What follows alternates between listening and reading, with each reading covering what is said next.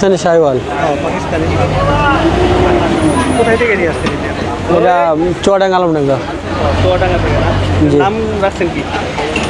নাম এটা আছে ঢাকার কিং শাকিব খান। শাকিব খান রাখছেন, ঢাকার কিং। জি। ও, ঢাকার কিং শাকিব খান, এই গরুর নাম না? কতদিন লালন পালন করছেন? এই 1 বছর। 1 বছর। এরপরে বাছুর কিনে পালছেন আর কি?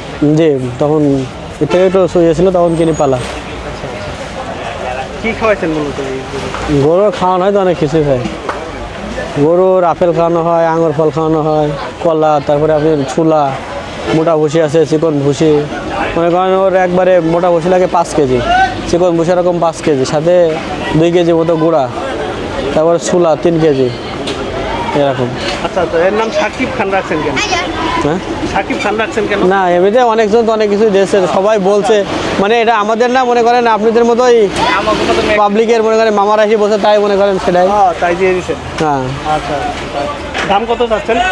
দাম যাচ্ছে 30 লাখ। 30 লাখ না? জি। কত মন ওজন হবে?